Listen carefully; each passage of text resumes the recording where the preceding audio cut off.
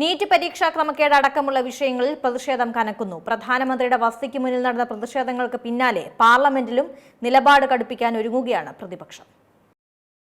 കേന്ദ്ര വിദ്യാഭ്യാസ മന്ത്രി ധർമ്മേന്ദ്ര പ്രധാന്റെ രാജി ആവശ്യം ശക്തമായി ഉന്നയിക്കുകയാണ് പ്രതിപക്ഷം. കോക്രോച്ച് ജനതാ പാർട്ടിക്ക് പിന്നാലെ കോൺഗ്രസ് അടക്കമുള്ള പ്രതിപക്ഷ പാർട്ടികൾ സമരത്തിൽ പങ്കാളികളായി. കേന്ദ്ര സർക്കാർ ചർച്ചയ്ക്ക് തയ്യാറായേക്കുമെന്ന സൂചനയും നിലവിലുണ്ട്. ജന്തർ മന്ദറിൽ CJPയുടെ സമരം നടക്കുന്നതിനിടെയാണ് കോൺഗ്രസ് പ്രധാനമന്ത്രിയുടെ വസതിക്ക് മുന്നിൽ പ്രതിഷേധ സമരം നടത്തിയത്.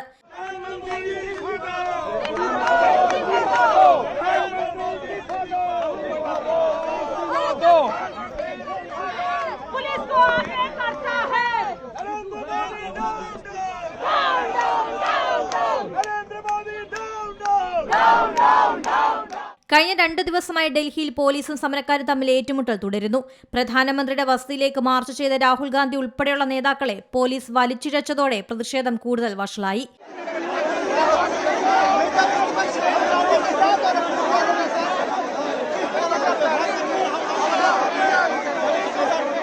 കോൺഗ്രസ് നേതാക്കളുടെ പെട്ടെന്നുള്ള പ്രതിഷേധം ഡൽഹി പോലീസിന് പോലും അറിവുണ്ടായിരുന്നില്ല. മല്ലികാർജ്ജുന ഖാർഗെ, പ്രിയങ്ക ഗാന്ധി, KC വേണുഗോപാൽ എന്നിവർക്ക് മാത്രമായിരുന്നു ഈ സമരത്തെപ്പറ്റി മുൻകൂർ അറിവുണ്ടായിരുന്നത്. പ്രതിഷേധം മുൻകൂട്ടി അറിഞ്ഞ് പ്രതിഷേധം തടയുന്ന ഡൽഹി പോലീസിന്റെ തന്ത്രം പൊളിക്കാനായിരുന്നു കോൺഗ്രസ് നേതൃത്വത്തിന്റെ നീക്കം. പ്രധാനമന്ത്രിയുടെ വസതിക്ക് മുന്നിൽ കുത്തിയിരുന്ന നേതാക്കൾ സ്വാതന്ത്ര്യമില്ലാതാകുന്നുവെന്ന് ചൂണ്ടിക്കാട്ടി കൈകൾ കെട്ടിയാണ് പ്രതിഷേധിച്ചത്. രാഹുൽ ഗാന്ധി അടക്കമുള്ള എല്ലാ നേതാക്കളെയും പോലീസ് അറസ്റ്റ് ചെയ്തു നീക്കി. സമരക്കാരുമായി ചർച്ചയ്ക്കെത്തിയ കേന്ദ്രമന്ത്രി ജിതേന്ദ്ര സിംഗ് നീറ്റ് പരീക്ഷാ ക്രമക്കേട് അടക്കമുള്ള കാര്യങ്ങൾ ചർച്ചയാകാമെന്ന സൂചന നൽകിയിട്ടുണ്ട്. എന്നാൽ കേന്ദ്ര വിദ്യാഭ്യാസ മന്ത്രി ധർമ്മേന്ദ്ര പ്രധാന്റെ രാജി ആവശ്യം BJP നേതൃത്വം അംഗീകരിക്കില്ല. സമരക്കാർക്കെതിരായ കേസുകൾ പിൻവലിക്കണം, നീറ്റ് പരീക്ഷാ ക്രമക്കേടിൽ വിശദമായ അന്വേഷണം വേണം എന്നീ ആവശ്യങ്ങളും മുന്നോട്ട് വെച്ചിട്ടുണ്ട്.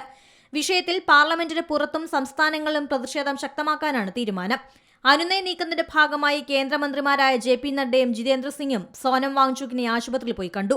ധർമ്മേന്ദ്ര പ്രധാൻ രാജിവെക്കും വരെ സമരത്തിൽ നിന്ന് പിന്നോട്ടില്ലെന്ന നിലപാടിലാണ് CJP.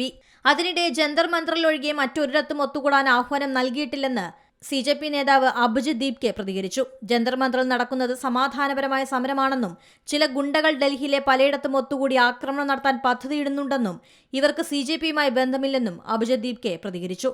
National desk, C Malayalam news. ഏറ്റവും പുതിയ വാർത്തകളും വിശേഷങ്ങളും വിരൽത്തുമ്പിലറിയാൻ സി മലയാളം ന്യൂസ് എല്ലാ ഡിജിറ്റൽ പ്ലാറ്റ്ഫോമുകളിലും ലഭ്യം.